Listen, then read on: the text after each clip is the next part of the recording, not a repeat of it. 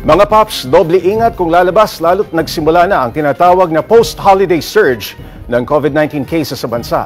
Ayon pa sa UP Octa Research, nagbabadyang tumaas pa ang naitatalang mga kaso sa mga susunod na araw. Nagbabalita si Gregorio.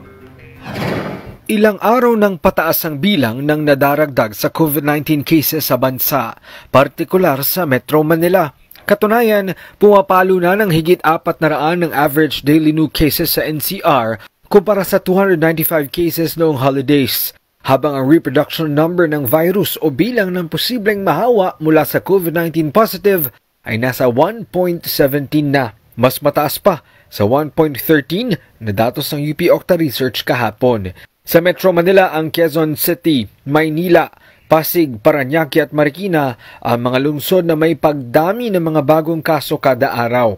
Pero sa programang Sa Totoo Lang ng 1PH, sinabi ni Dr. Guido David ng UP Octa na posibleng hindi pa ito ang kabuang post-holiday numbers. Hindi pa natin nakikita yung clear picture kasi kakabalik lang ng testing natin. We won't see the effect until 1 to 2 weeks.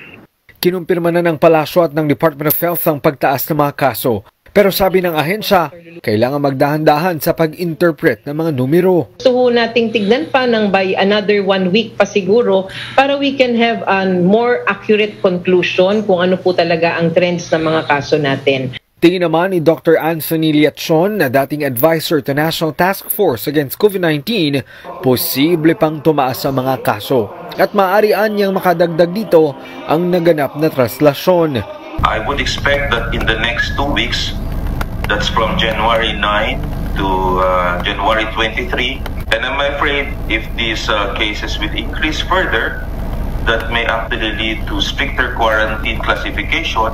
Kumpiyansa naman ang palasyo na kaya itong tugunan. Ang mabuting balita na lang po ay meron naman tayong sapat na kakayahan na gamutin kayo. Mukhang hindi po ma-overwhelm kumbaga ang ating health system. No? May sapat tayong ICU beds, meron tayong sapat na mga ward beds at isolation facilities. Sa gitna nito, 5 pang bansa ang nadagdag sa ipinatutupad na travel restrictions dahil sa banta ng bagong variant ng COVID-19. Kasama na rito ang China, Pakistan, Jamaica, Luxembourg at Oman.